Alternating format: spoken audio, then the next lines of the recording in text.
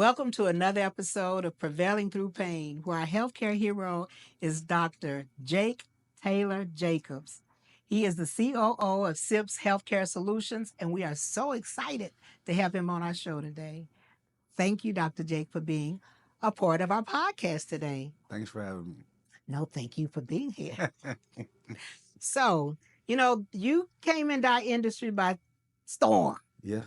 and there were all these questions of who is he? Hmm. So today, I'd like for the world to know who he is. Okay. So can you just tell us about your humble beginnings and we'll start there? Uh, I am a byproduct of a single father to start. Father raised me. Um, my mother had two children before the age of 20. So I went with my dad, and my older sister went with my mother. Hmm. And shortly after, maybe around like 6 or 7, maybe 8, my stepmom Courtney came into my life, Hmm. and it's created the guy today. Well, the way you smiling, your stepmom must have been a great addition to your life. Yeah, she was. That's awesome. I had step parents, and actually, I don't light up when I talk about my step parents. So it warmed my heart to see you light up because those weren't the best memories of my life with my step parents. Yeah, I feel like you feel a difference in love for sure from the biological children versus you. Mm-hmm. Um, but love was so absent around me. Mm-hmm. I'm just thankful for the little pieces that I received in the moments that I did. Um, and I'm smiling mostly because of their union actually allowed for me to be partially raised by her father. Oh.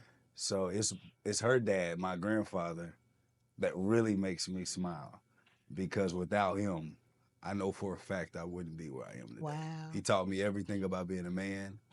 He taught me everything about reading and business and finance and hiring and firing and all the cool stuff.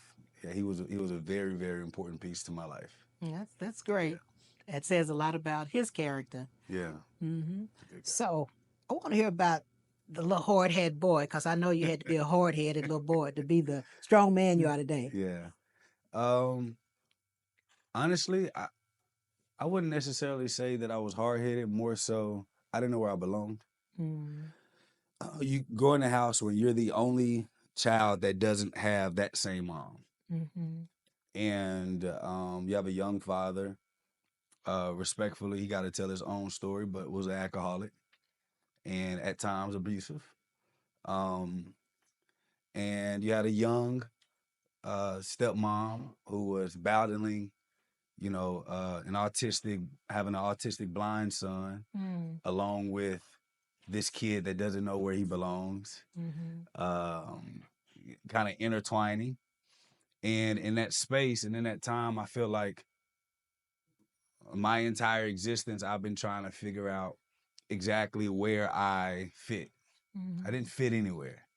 I didn't really fit in the house where I grew up. I didn't necessarily fit with my biological mother, who's like my best friend today. Didn't really fit over there. I didn't really fit in school. So some would say that I was rebellious, or I made up my own rules, but it's only because I didn't have a place where I felt like rules belonged to me. Like there was no space. You had to be either extremely quiet in Mm-hmm. some environments, or you get beat, or you had to hold an adult secret that a child shouldn't have to hold, or you get beat, or um, if you accidentally slept in too late because you had to watch a baby, um, you get beat. So you just kind of uh, you're just kind of trying to figure out where you belong without the harsh consequences of beatings. Got a Mm-hmm. lot of beatings. Got a lot of beatings. Not whoopings, beatings. Yeah. Yeah. I think that's probably why they came out with that that you couldn't whoop a child because all the beatings. Probably I so. remember, and I know this sounds crazy, but you remember those on a swing, those little seesaws on those Yeah. old swings that not at the park but the yard that we had in our yards. And my mom's mother, who just didn't like me for whatever reason. I remember her taking the board up from one of those and she beat me with the board. And they had nails in it. I'm like, oh my God. Yeah. I'm talking about So boards, talking yeah. about extension cords, duct tape Extension together. cords. Um, Go get your own switch and you better not get a little one. yeah. Yeah, all of those things. And I think, I mean, a lot of those, I think the hardest thing, Karen, is that when you're trying to heal and people that you love most don't want to sit in real truth. Mm-hmm. So it doesn't really allow for you to really heal because you can't have the conversations with them that you want to have because they're still living in whatever lie that they created, Mm-hmm. that they forgot that you were well aware of. Do you think it's that they forgot or they just don't want to talk about it? No, I think that they've lied to themselves so That much I that think, that yeah. they forgot Mm-hmm. that I'm the one that they asked not to say Anything about. anything about it. Yeah. Um, and those are kind of those are the I think the hardest parts of growing up, even today that I deal with, is that uh, people don't want to people don't want to talk about the realness of at least my upbringing. Like I want to talk about real stuff, Mm-hmm. and in order not to make themselves feel bad or make themselves feel like they did a great job because I have become extremely achieved. I've achieved Mm-hmm. a lot in my life in a short period. Mm-hmm. Um, and they want to keep that good light. Like, I was a great parent. That's how you ended up That's how here. you get, yeah. But the Right. truth is, you were a bad parent. That's how I ended up here. Right. Um, and I'm trying to work through those still today. I definitely understand. I remember my first mother-in-law. I was mad at her because she died before I got a chance to tell her how mean she was as a mother-in-law.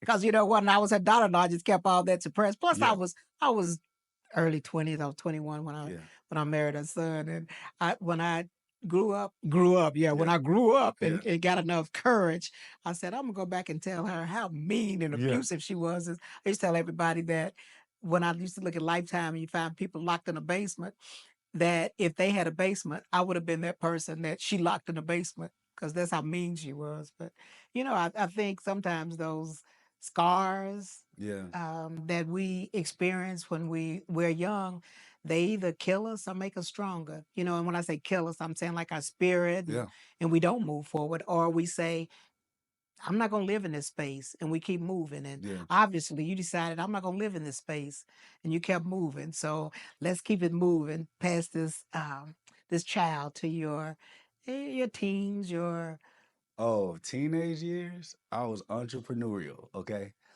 um because I liked having my own. hmm Again, when you don't have a safe space to be, you want to create your space. And in creating that space, I knew I couldn't ask anybody for anything or they will hold that over my head. You can't take what I bought. right, And that's what my grandfather taught me. He said, as a young man, if you're ever a man that's asking another man for money, you're not as independent or you're not as I forgot whatever words he used, but he scores that in me hmm to the point to where he was like, if you ever ask me for money, I will work you 2 times more. So everything that you ask me, you will work for it.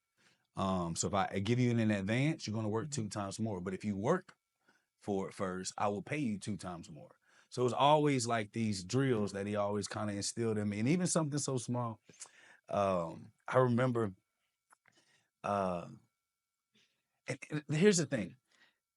To a lot of people, he was a scary individual. Like he walked around and he let you know who he was. hmm He was everything of I guess of my character now. His energy was loud. Um, he achieved so much and he didn't give anybody anything. His children, But when it came to me, he didn't give me anything. And I love that about our relationship because I didn't turn out as spoiled.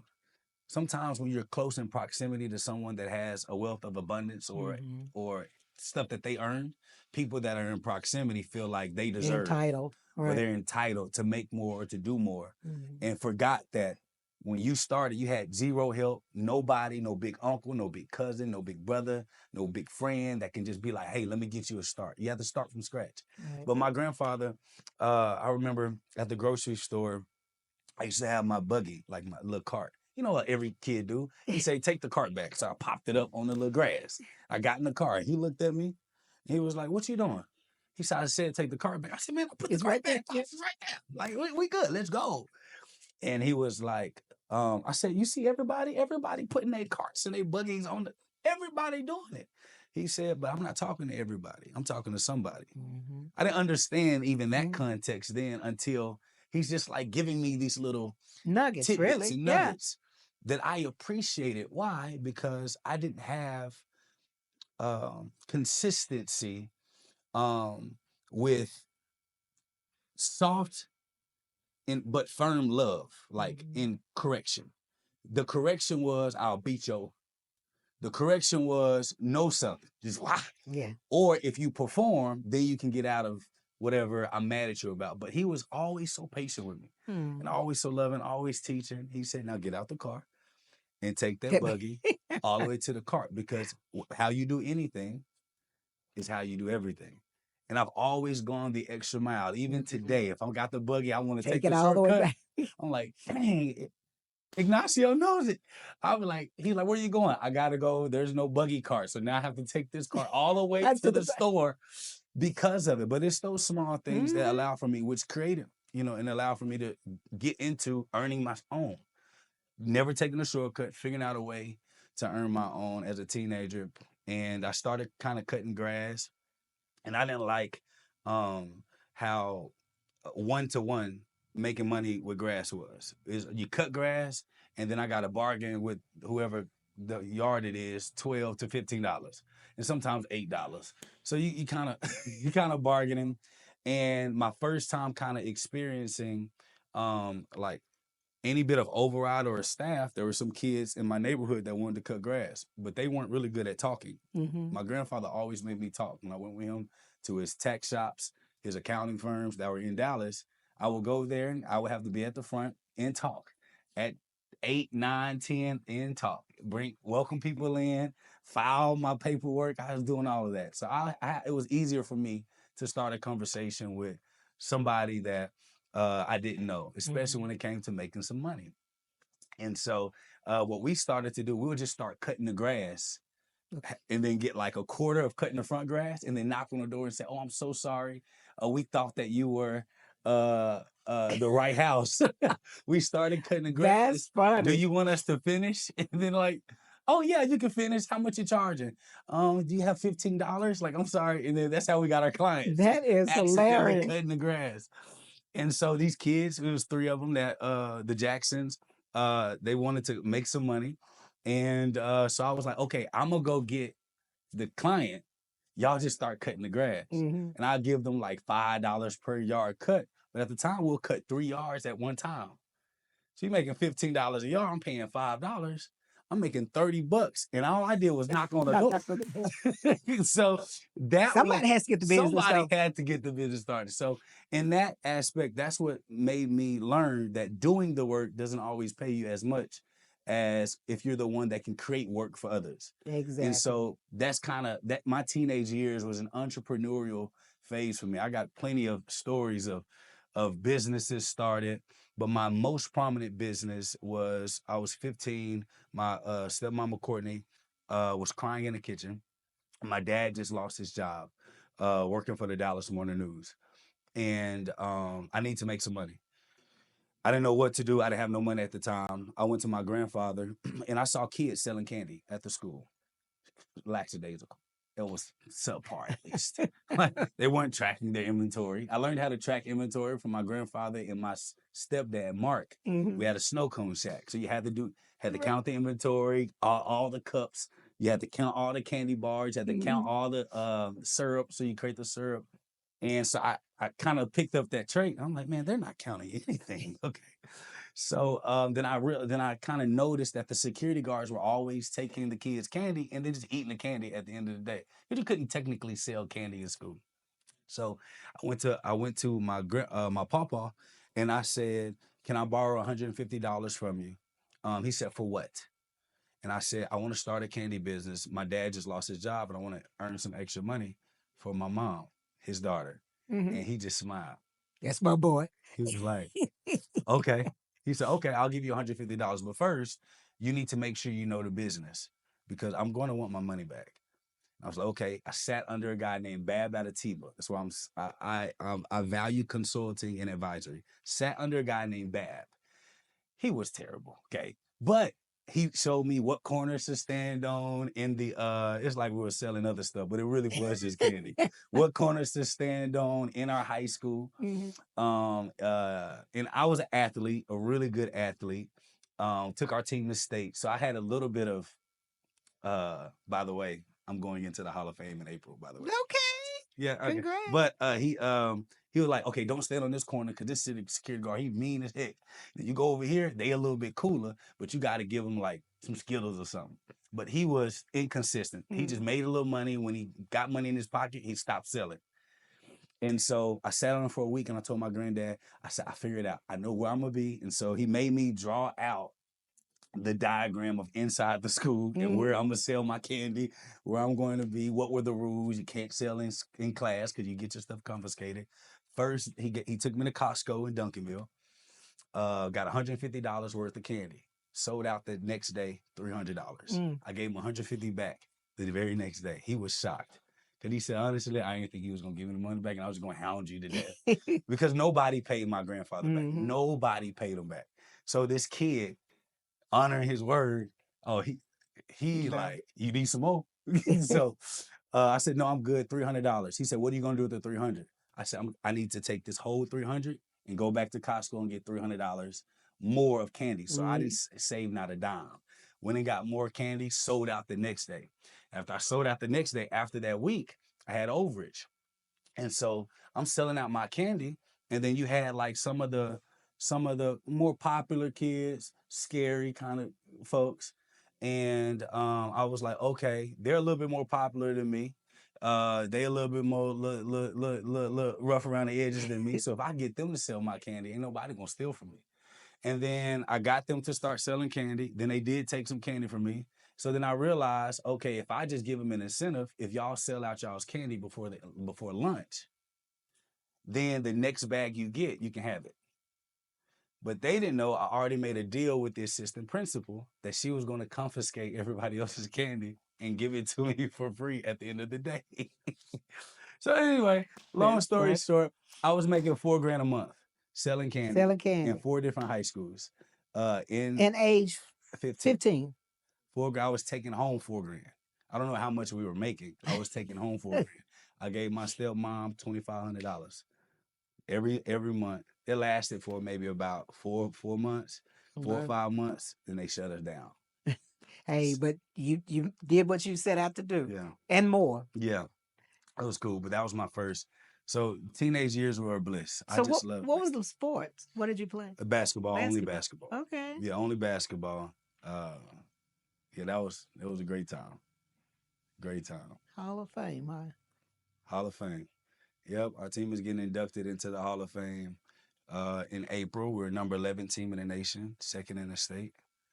We played Kyrie Irving. We played Kawhi Leonard in high school. We played a guy named Wally Judge, Dexter Strickland.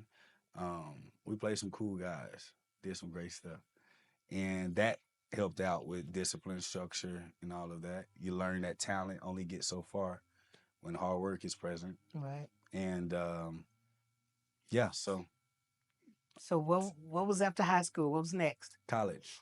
Okay. Went to college, played ball in college. Um, my first year, I didn't know how bad my traumas from childhood were affecting me Mm-hmm. until I got to college.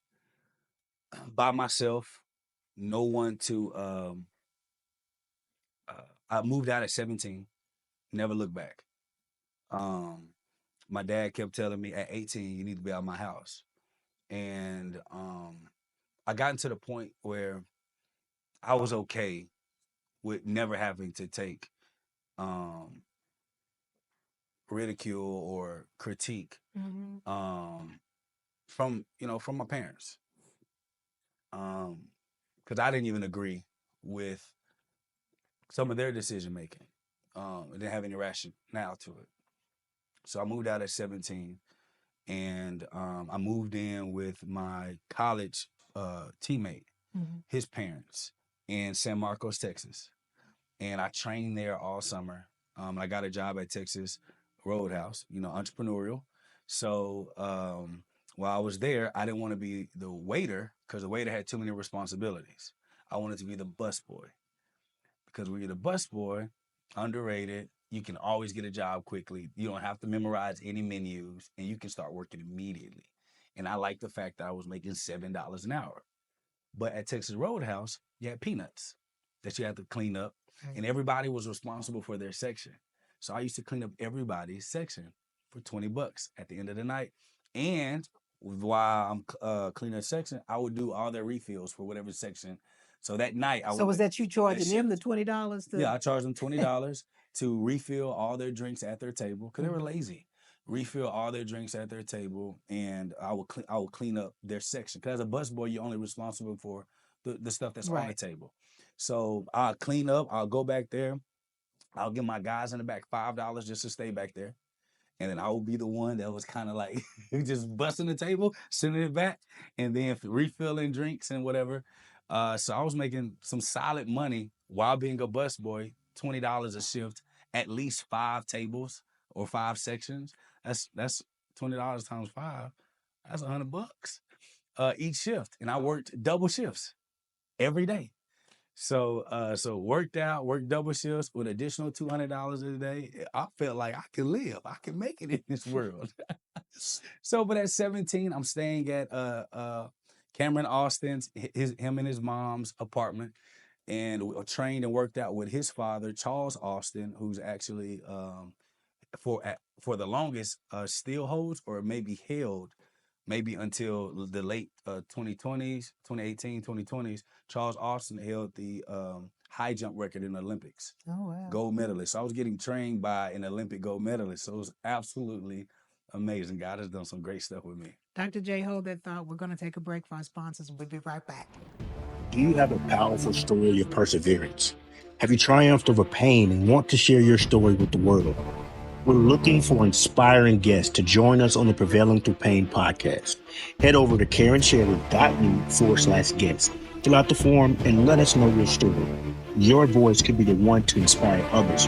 Your experience can be the one to lift up someone else. Go to KarenSherry.me/guest. Okay, so now you're living with your college roommate's mom and Yeah, being trained by the best. yeah. So from there, making some bread. Mind you, I'm 17. I turned 18 in June. Hmm. So so now when I'm there, left at 17. We graduated school. Graduated school May. Left the moment I graduated and moved to Austin. Just excited, just wanted to get away. And then when I got into college, I wasn't doing so well. Grades were crappy. I'm talking about barely going to class, just doing the bare minimum just to play. And I'd never been that way before, but I guess I started kind of start feeling the bliss of just leaving home and all of that. Hmm. It kind of just catches up with you because you want to tell your parents and tell your family about the games and all of this, not trying to have a hardened heart. And grades were going bad, and that's when I got into a lot of stuff I shouldn't have been in, fighting, uh, going in people's houses and stealing stuff that didn't belong to me, Excuse me. um, just all of that. And it was a stint that this was happening. Do you think the breaking in the homes was just trying to get some help, a cry for help? Well, it was never innocent people. These were drug dealers. So at least I felt like I was Oh, Robin okay. Hood. Okay. um, uh, we used to go out of the city to a place where a lot of drug dealers used to be, and me and my friends used to. Uh, there used to be ladies that would go and kind of set up the place, case the place, and Mm. date these dealers for a couple of months, and then they'll let us know when they start getting laxed, leave the door unlocked, and then we had about an hour to clean it up, take our stuff back, and take it back to where we went to school, and then sell it on Craigslist. That's what I was doing to make money while basketball season was there because the coach didn't Oh, let us wow. work. So yeah, just doing some just unscrupulous things that was out of character. And I did have a great conversation with my dad. Because he and I only talked about basketball, women, and violence. Mm. There's only three coming out. There's the only three things that we had in common. And so I actually called him bragging about a fight that I had and stuff that I was doing. And he did tell me something that completely changed the course of my life. My dad did. He was like, son, if you don't stop, you're going to get murdered. Mm. He said, because you juggling in dangerous waters, you're drunk all the time. And most of the time, I didn't even remember like faces, people, whatever. Everything was just a blur. Mm-hmm. Even relationships I had in college during the time is a blur. I don't remember names, nothing. And he's like, you're gonna die. Somebody's gonna kill you. And right then, I promise you, I was like, you know what? You're this. I don't know what's going on, but this Mm-hmm. ain't it. And literally the very next semester, from that point on, I had a 4.0 GPA. Wow. Cleaned up my life immediately. Stopped drinking. I shouldn't have been drinking as an athlete anyway. Um, I promised myself I wasn't going to get into drinking or alcohol, but when I was signing my contract with the university, the assistant coaches who got us drunk It took you out to drink. That's sad. at 17. Yeah. Yeah. So um, that's kind of, what that space was. That first phase going into college was just me trying to figure out where I belong. Mm-hmm. And my dad did have a good conversation with me, letting me know um, I couldn't stop doing that. And it was kind of hard because I did have to lean on my grandmother who passed a lot. I asked her for money all the time. And my grandfather helped me out a lot, even though he had a principle of not asking, don't ask for money. I was in college. And at least he was like, okay, you're in college, you're doing well, you got 4.0. I will send you some money sometimes, but don't call me all the time. Mm-hmm. I will send you money. Don't call me for money.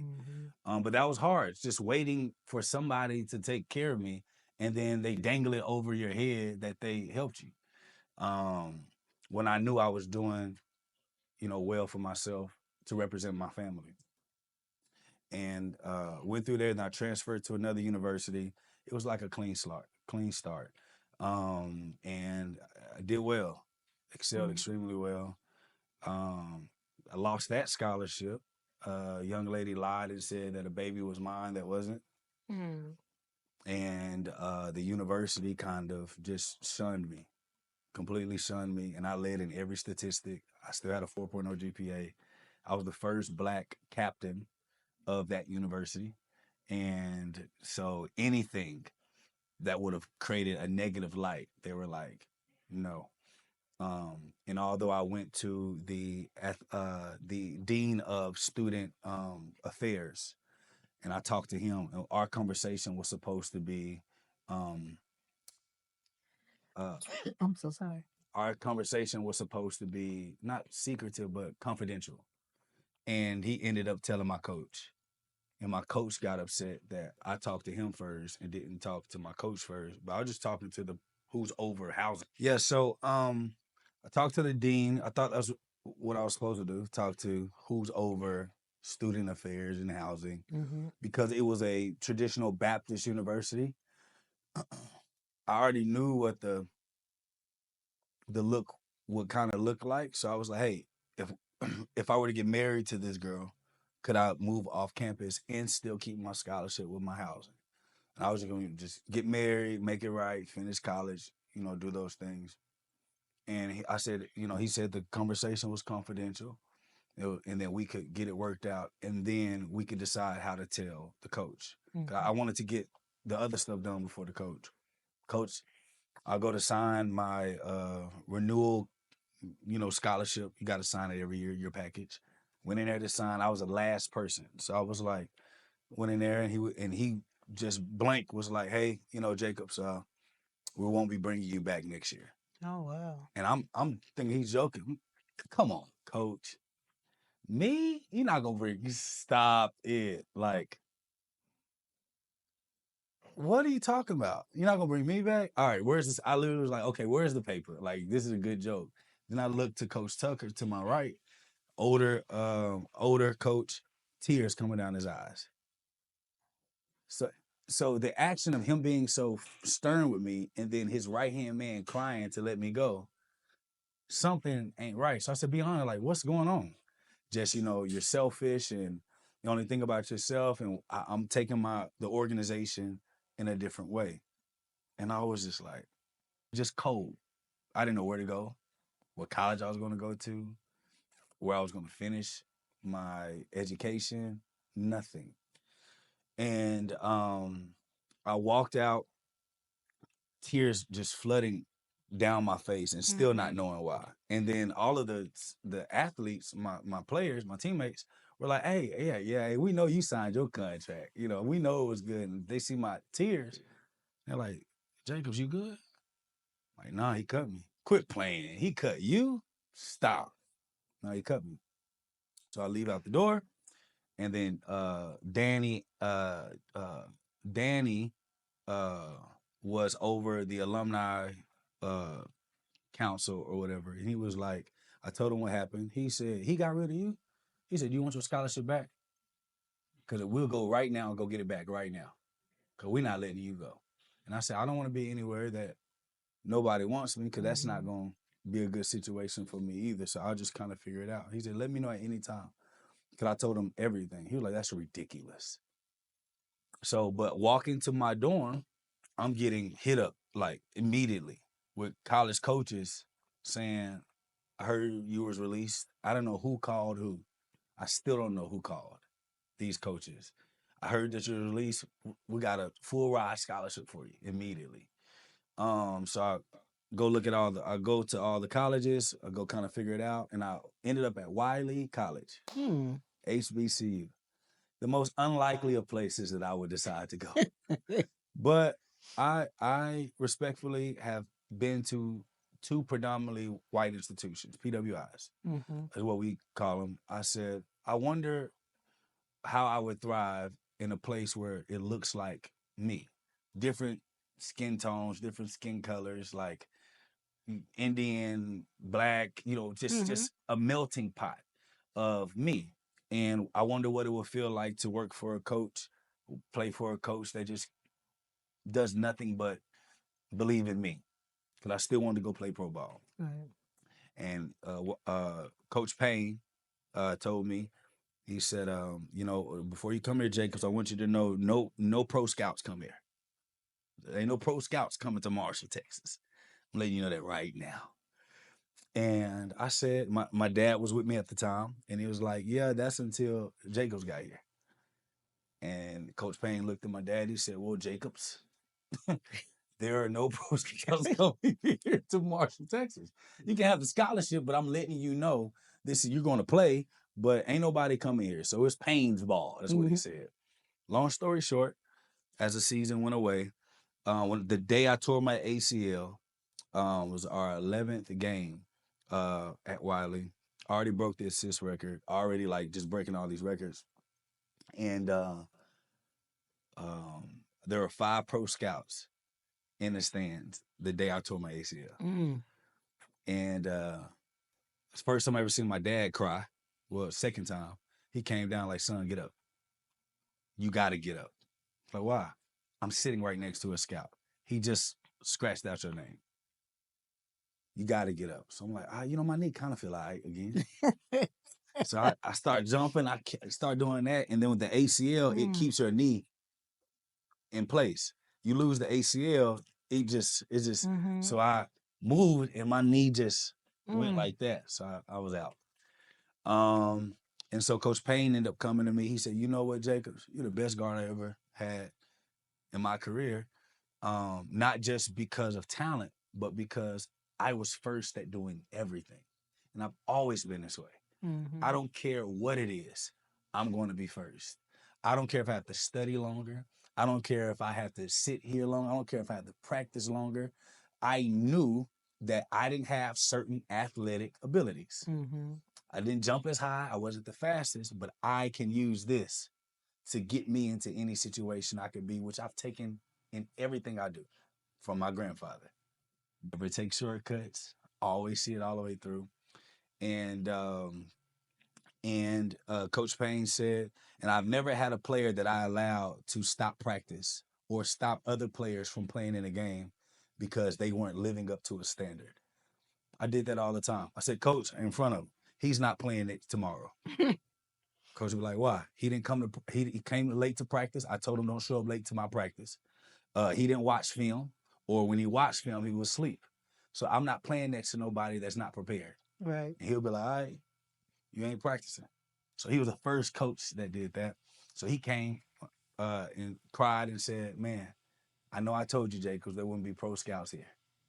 He said, there's 5 here. And my eyes just water shattered. Just, I can't believe it. I'm gonna be a PE teacher.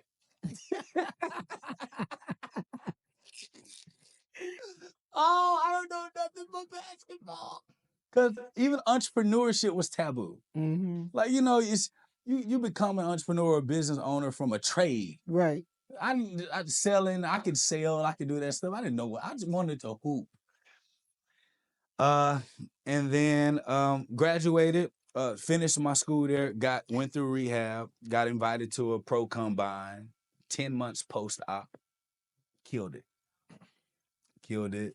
You can actually look it up. Jacobs Combine, Marshall, Texas. It's literally in a newsletter. I went to LA to work out, got offered to play overseas.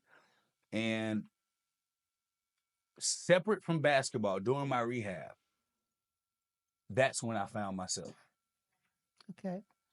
Basketball was no longer the center of my life. I realized that was my dad's thing. Mm-hmm. He wanted me to hoop because he always wanted to play.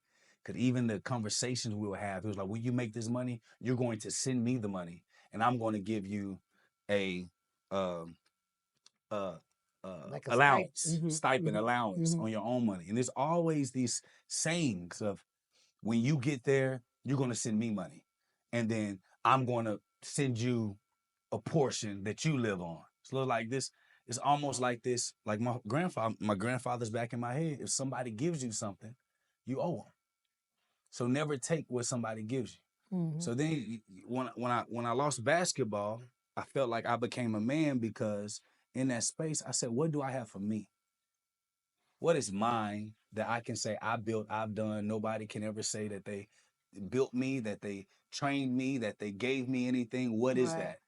And I had a professor, her name was Dr. Ajanga at Wiley, that changed my life. Dr. Ajanga um, told me, she said, Jacobo, my American son. She's currently at Jarvis. She's at Texas College right now. She said, if you can, she said, I believe you can make it into Harvard. This is the first time in my life, Karen, that I've ever had anyone tell me, out, not basketball, that I could go to Harvard. Like, she saw me being able to thrive at Harvard. Mm-hmm. And she said, Jacobo, you're moping around. Go get involved. Go get involved in other organizations. Go get involved. I was like, student government? They ain't gonna want me. Like, what can I, you want me to get an SGA? What you want me to do? She said, just get involved. So I did. Became president of Omega Psi Phi chapter when I pledged Omega Psi Phi. Became a founding president for Young Males Mentors Association. Wow. Became chief of staff of the Student Government Association. Became the founder, president of founding president for the Wiley College Financial Literacy Organization, and we taught financial literacy everywhere.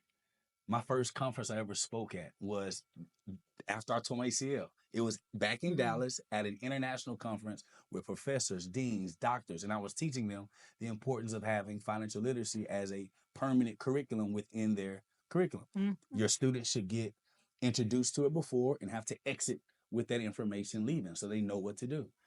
And I found myself leading, organizing, communicating, talking, selling. These are all basic entrepreneurial leadership qualities that was transferable from basketball. It was the first time in my life that all these things I've learned, I was like, yo, You understood those steps. I could be, yes, I could be somebody. The first time it was Dr. Django who told me I could be somebody. Because when I thought somebody from Harvard, I'm thinking, oh, that's engineer. That's a CEO of a company. That's the first time I got to see that. And then it made me, when she said that, Karen, it gave me a flashback to at Concordia. Do you know who shined my shoes? Dan Cathy. You know who Dan Cathy is? I don't. CEO of Chick-fil-A. Oh. Came to my university, Concordia, and it was a dark room. It was in business school. Because my first portion, I wanted to get a business degree, and I didn't want to do nothing that they were talking about because nothing sounded like business. I'm like, well, you need to teach me how to sell, how to find a good product, how to make money. We over here talking about organizations and change management. What are we talking about? This is not business. I was in a seminar because we had to go to like 6 seminars a year in order to get like our hours, our clinical hours, like, you know. So I sat in the seminar. I'm in the back with a hood on. I'm in the back. I like to stay out the way. I didn't see myself as smart as anyone there. So I was like just a fly on the wall. It was dark in the little seminar place in the chapel. And Dan Cathy is on the stage talking about leadership. He said, leaders lead from top down, not bottom up. Right. He said, so what I make all my senior leaders do, anytime we have new leaders that come in at the lowest level, our senior leaders takes this horse. It was like horse the hair, horse hair, and they created like a shoe shine. He said, I make all of them just like Jesus. I make them get on their knees with a bucket of water, and it's symbolism. Just like Jesus clean the feet. I make my senior leadership clean the feet of the new leaders coming in to show like there is no big eyes, little U's. And he said, I love that. and I have here, and I lost that shoe thing. But he said, and I'm going to do it for somebody in this chapel. And so he was like, you in the back. So I'm thinking like, man, that's cool. Like somebody finna get their shoes out. Why you get there? It's crazy. You in the back. So I'm looking like, why ain't nobody standing up? I'll stand up. And he's like, no, you. So one guy stood up like proud. No, you. Then a girl was sitting by me. She's like, oh, no, you. And he knows who I'm talking about. He didn't say the black guy, the guy with the hoodie on. He pointed and said, and he knows who I'm talking about. It's still kind of darkish. So I'm looking like, there's a lot of, he knows what I'm talking about. So I'm nervous, kind of sitting there. And then one of the advisors, I was sitting by the advisor. She was like, I think he's talking about you.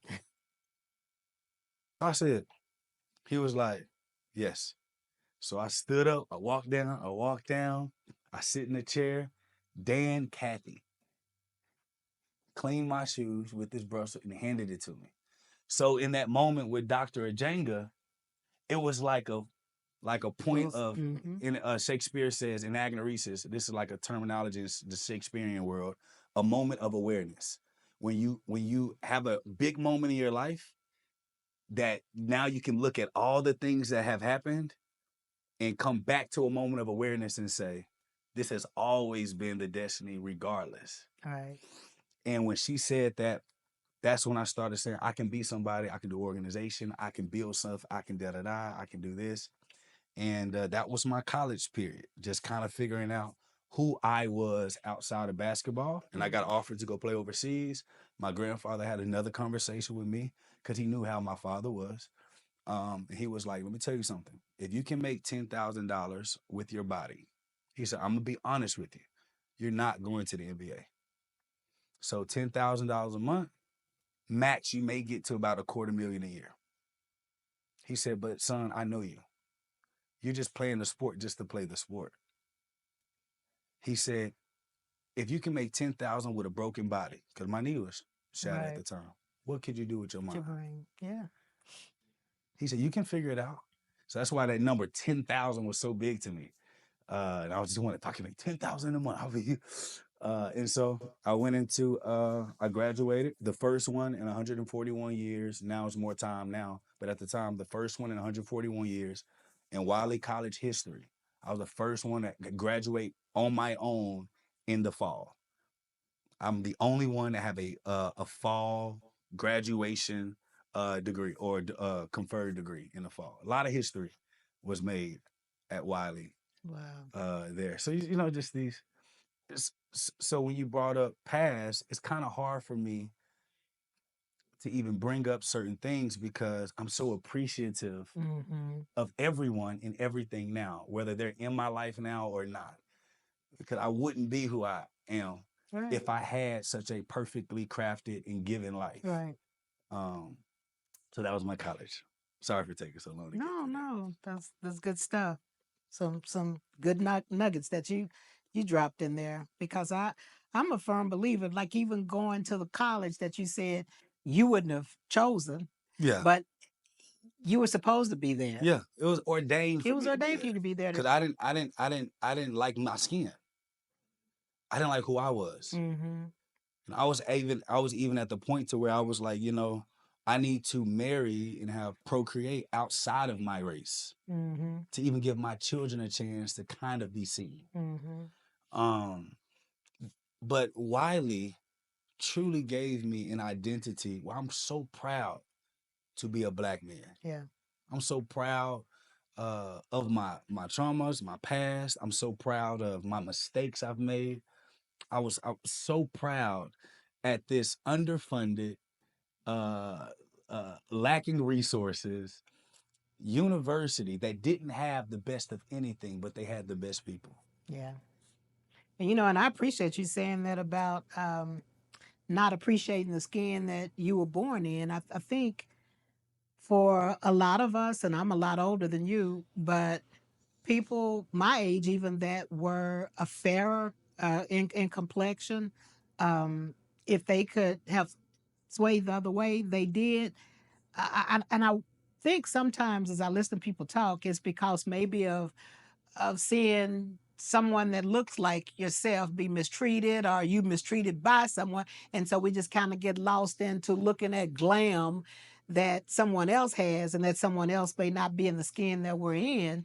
And so this thing I had on my wall, the dream of someone you like to be is to waste the person you are. So Mm. I'm glad you were able to learn to embrace the Yeah, person that you are because you make such a great impact on other little boys and girls that look like you. And what a missed opportunity that would have been. yeah. The thing is, I think the biggest frustration was seeing people who didn't work as hard and Mm-hmm. was half as good You're right. get a full ride Right. because they can shoot the ball and they were the right complexion. Yeah. Half as good, half as good. Then you see scholarships being given. People half as good. This person knew that person's parent. Mm-hmm. And this kid is at this university on a full ride academic scholarship or whatever the scholarship is, half as anything. So that's my frustration when it even comes with the concept of DEI. DEI just allows for the best of us to be seen. I know. You You don't don't want me get to me get you started don't on no, that. you don't want me to get started on that. You know, it allows for us to do that. Now you do have with everything there's nuance, but DEI just allowed for those that were supposed to To be be seen there, yeah. and supposed to be there to actually be there. And yeah, that was my biggest frustration. I saw with my own eyes, um, that experience, and especially growing up in Texas, Mm-hmm. Yeah. especially growing up in Texas. And so HBCU, Wiley College taught me to not only embrace it, but don't major in the minors. There are certain things that you cannot change, but just be the best at doing it. Mm-hmm. And regardless, you're going to get to the room. And even if they get more opportunities or whatever, you squeeze the most out of that opportunity. Yeah. And And you'll be fine. you know, one thing I appreciate about you is where you say get to the room, because so many of us get in the room, but we want to close the door Yeah. to keep other Other people people out. from Yep. getting in that room. Yeah. And I'm a firm believer that we're blessed to be a blessing. Yeah. And that's, like I said, one thing that I love about you. It's like, y'all, hey, this door is open. Y'all want to come on in here? Yeah. And Yeah. yeah. Yeah. Because I feel like Wiley did that to me. Mm-hmm. Like, so after my grandfather, Wiley as a community, 1000%. But not just do you invite people in the room, you invest a lot of yourself into helping them Yeah, I to do. be the best that they can be. Yeah, I So, do. you know, I applaud you for that. Yeah. Yeah, Yeah. I do. And they be frustrating sometimes. Yeah, I do too. Tell me Yeah, about you it. know, but there's no better investment than in a human being that didn't see what life could be Mm-hmm. past their perspective. Yeah. There's nothing better than somebody living in the life you saw them living while they were only trying to survive in that space. You're like, Mm-hmm. dude, let's just listen to me. Yeah. Sis, just they be mad, they sometimes be bitter and curse at you, then they stump away, and then they go taste a little bit of the real world and realize that nobody actually truly cared Mm-hmm. about them developing. Because I believe, again, everyone doesn't get a Wiley or a grandfather like I had. So if I can be any bit of a piece of those two entities, like my grandfather's an entity to me, those two entities, if I can be a piece of that to somebody's life and they just take a piece of it, oh my goodness. Yeah. Yeah. There's no better return. So you today you're I'd love to listen to your leadership clips, your leadership series. Yeah. Not just are you, you know, and with that, like you say, you drive it all the way, the leadership piece, and you embraced healthcare. Yeah. And I just love seeing your growth, you know, in the healthcare industry, which is something that I'm not gonna call any names, but someone kind of forced on you. you you forced healthcare on me. But you know what you said, those transferable skills that Yeah. people just don't, Yeah. you know, don't understand. I'm always saying, with a lot of times in industries, you know, we know what we know. That's right. And if we don't go outside of that box, or if we don't embrace the new and improved, we don't continue to grow. Right. And so I look at even, you know, our arena, and I'll say when some questions came out, well, who is he? Where did he come from? But you know what? I've been in our industry for a long time, and it's usually the same people recycling the same information. Yeah. And in order for us to continue to excel and be able to help, you know, our patients, Yeah. and even our staff, Yeah. we have to be able to do things differently. That's Doing right. what we've always done, we get what we've always gotten. And so we wonder why we're having a lot of the same problems, because we are doing things differently. And no, you know, and I don't say that in a bad way Right. to anyone, because I feel like everybody is doing the best that they know how to do. But in our industry, it's putting out fires daily until you learn how to be proactive, and you just continue to be reactive. Yeah. Yeah. And so with a lot of the skills that I feel like you bring, and I'm gonna say to SIPS, you know, it's moving forward. Yeah. You know, and I'm excited. I'm just excited to see you in this space I am too. It's and in been this good. journey. And even to your point, to those that, you know, said, who is this guy or whatever, I kind of joked about it, and I talked to Ignacio, our head of marketing, and I said, now the game begins. Because if nobody acknowledges someone's presence unless you feel their presence. That they're, ooh, high five. So the fact that you can even acknowledge my presence, Mm-hmm. being not even a year into the industry, lets me know that the impact of me being here, you feel that presence. And that, even those people, that shows a lack of leadership, which is why, as an organization, we focus on leadership.